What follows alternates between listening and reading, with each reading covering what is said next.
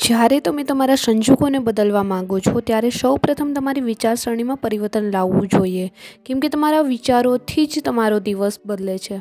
So hi everyone, good morning, welcome back to my YouTube channel. And કેમ છો બધા? I hope બધા મજામાં જશો. એન્ડ મારી મોર્નિંગની શરૂઆત બી થઈ ગઈ છે ડેલી રૂટીનની જેમ જ. એન્ડ મેં બી અત્યારે સવારમાં બજાર પર જઈ એન્ડ દૂધ, છાશ એન્ડ મારું થોડું કરિયાણું જે બી લેવાનું હતું લઈને આવી ગઈ છું. એન્ડ મોર્નિંગ રૂટીન ગરમ પાણીથી થઈ ગયું છે સ્ટાર્ટ. સો આ તરફ મોર્નિંગ રૂટીન ગરમ પાણી પી એન્ડ ત્યાર પછી મેં મારો નાસ્તો કરી લઈશ. એન્ડ નાસ્તો કરી એન્ડ મેં ડેઈલીની જેમ જ અત્યારે મેડિટેશન કરીશ.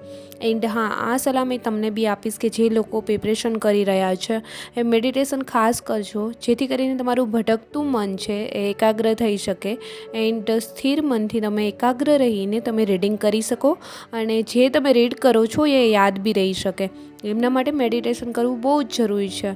જો સ્ટાર્ટિંગમાં તમારાથી વધારે ન થાય તો 3 મિનિટ 5 મિનિટ એમ કરતાં તમારે કન્ટિન્યુ 10 મિનિટ સુધી પહોંચવાનું છે. સો ચલો, અત્યારે મેં બી આવી ગઈ છું મારા સ્ટડી ટેબલ પર મોર્નિંગ રૂટીન ફિનિશ કરી. એન્ડ અત્યારે મેં લઈને બેસી ગઈ છું જે આપણું સિલેબસ છે કોન્સ્ટેબલનું, એ સિલેબસ વિભાગે એન્ડ વિભાગ બી, એ રીતે બંને પાર્ટ અલગ અલગ છે. સો બંને અત્યારે મેં એક પેજ ઉપર લખી એન્ડ મારી સામે દિવાલ પર પહેલાં તો મેં ચિપકાવી દઈશ એમને, કેમ કે પહેલાં તો આપને સિલેબસ ક્લિયર હોવું જોઈએ કે સિલેબસ શું છે ખરેખર, કયા વિષયો, કયા ટોપિક આપણે છે તૈયાર કરવાના છે. તમારી પાસે સિલેબસ જ ક્લિયર નથી તો તમે રીડ શું કરશો?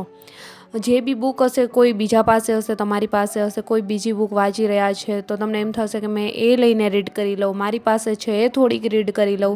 તો આ રીતે તમે કન્ફ્યુઝ થશો. સો પહેલાં તમારું જે સિલેબસ છે એમને તમે લખી એન્ડ પહેલાં તો તમે એ દિવાલ પર ચિપકાવી દો બંને પાર્ટમાં અલગ અલગ, જેથી કરીને રીડ કરવા બેસો ત્યારે તમને ખબર પડે કે તમારા કયા સબ્જેક્ટ થઈ ગયા છે, કયા કરવાના છે, કયા સબ્જેક્ટનું રિવિઝન બાકી છે. સો બંને પહેલાં તો part A and part B બંને અલગ અલગ પેનથી લખી એન્ડ મોટા અક્ષરે તમારી સામે દિવાલ પર ચિપકાવી દેવાનું, જેથી કરીને તમે રીડિંગ કરવા બેસો ત્યારે તમને ખ્યાલ રહે કે આજે તમારે કયો સબ્જેક્ટ કરવાનો છે, કયો થઈ ગયો છે, કયા સબ્જેક્ટનું રિવિઝન બાકી છે. એન્ડ પહેલાં તો કેટલા સબ્જેક્ટ છે તમારી સામે જે ક્લિયર કરવાના છે. કોન્સ્ટેબલની પ્રિપરેશન કરું છો યા ફિર PSI, બંનેમાં તમારે સિલેબસ પહેલાં તમારી સામે ક્લિયર હોવું જોઈએ. એન્ડ તમારો ગોલ છે તો અત્યારે કહેવાય ને કે તમારો જે ગોલ છે કોન્સ્ટેબલ યા PSI, તો લવ ખાખી એ જ તમારો ગોલ એન્ડ એ જ તમારું સપનું હોવું જોઈએ. સો આ જ રીતે અત્યારે મેં બી સિલેબસ ક્લિયર કરી, મતલબ લખી અલગથી મોટા અક્ષરે અલગ માર્કરથી એન્ડ એમને દિવાલ પર ચિપકાવી દઈશ મેં બી. સો જેથી કરીને ખ્યાલ રહે કે આટલા સબ્જેક્ટ છે એન્ડ આટલા સબ્જેક્ટ અત્યારે ક્લિયર કરવાના છે. સો આ તમે જોઈ શકો છો મેં આ રીતે જે સિલેબસ છે બંને પાર્ટમાં અલગ અલગ લખી એન્ડ ચિપકાવી દીધું છે. તમે બી આ રીતે કરી શકો છો, જેથી કરીને રીડિંગ કરવા બેસો ત્યારે ખ્યાલ રહે કે કયા સબ્જેક્ટ છે, કેટલા છે એન્ડ કેટલા કરવાના છે. સો અત્યારે થઈ ગયો છે બપોરનો સમય, મેં બી આવી ગઈ છું કિચનમાં. પહેલાં મારું જમવાનું રેડી કરી એન્ડ આ તરફ જમવાનું બી થઈ ગયું છે રેડી. એન્ડ જમીને મેં ફરી આવી ગઈ છું સ્ટડી ટેબલ પર. સો અત્યારે ફરી મેં રીડિંગ કરી દઈ સ્ટાર્ટ. એન્ડ અત્યારે મેં બુક રીડ કરી રહી છું એ છે GCRTની બુક્સ. સો એન્ડ GCRTની બુક્સ અત્યારે જે મારા હાથમાં છે ભૂગોળની બુક છે, કેમ કે એ મેં હમણાં નવી જે બુક્સ લાવી છું, મારી પાસે ઓલરેડી ભૂગોળ ન હતી. સો ભૂગોળની બુક્સ મેં યુવાની લાવી છું, NCERTને રિલેટેડ મારી પાસે બુક્સ છે. સો મેં ડેઈલી જ્યારે બોરિંગ થાઉં છું ત્યારે મેં ન્યૂ બુક લાવી હોય એ ચેક કરું છું કે એમની અંદર શું શું આપેલું છે. એન્ડ મેં GCRTની બુક્સ જે રીડ કરું છું એમની અંદરથી બંનેમાં કમ્પેરિઝન કરું છું કે આ બંનેમાં શું સેમ છે. સો આ રીતે મેં ચેક કરતી હોઉં છું જ્યારે બોરિંગ થાઉં છું ત્યારે, નહીં તો મારું રીડિંગ કન્ટિન્યુ હોય છે. એન્ડ રિઝનિંગની પ્રેક્ટિસ બી કરું છું. મેં મેથ્સ અત્યારે સાઈડમાં રાખ્યું છે, પહેલાં મેં રિઝનિંગ કરું છું. જે મને આવડે છે એ મેં પહેલાં કરીશ, જેથી કરીને આપણે ઇઝીથી એન્ડ જલ્દીથી એ વિષય કમ્પ્લીટ કરી શકીએ. સો અત્યારે થઈ ગયો છે સાંજનો સમય. મી એન્ડ માય ફ્રેન્ડ અત્યારે બહાર આવ્યા હતા, સો થોડો નાસ્તો બી કરી લીધો છે.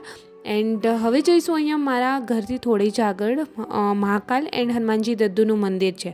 સો પહેલાં જઈશું દર્શન કરવા. એન્ડ દર્શન કરી ત્યાંથી પ્રસાદી લઈ એન્ડ મેં ફરી આવી ગઈ છું મારા સ્ટડી ટેબલ પર. સો અત્યારે ફરી મેં રીડિંગ કરી દીધું છે સ્ટાર્ટ. એન્ડ અત્યારે ફરી મેં બુક લઈને બેસી ગઈ છું. જીસીઆરટીની બુક છે જ મેં રીડ કરેલી છે, એમને જ રિવાઇઝ કરી રહી છું, જેથી કરીને રીડ કરેલું બાષ્પીભવન ન થઈ જાય. સો અત્યારે બુક રીડ કરીશ. એન્ડ હા, જ્યારે મારી જોબ હોય છે ત્યારે થોડું સ્કીપ થઈ જતું હોય છે, એટલે મારે રિવાઇઝ વારંવાર કરવું પડે છે, કેમ કે જોબના સમયમાં રીડિંગ નથી થતું. એટલે જે રીડ કર્યું હોય 3 થી 4 દિવસ જોબ પર જઈએ તો રીડિંગ કરેલું બધું જ ભૂલાઈ જતું હોય છે. સો મારે રિવાઇઝ વધારે કરવું પડે છે.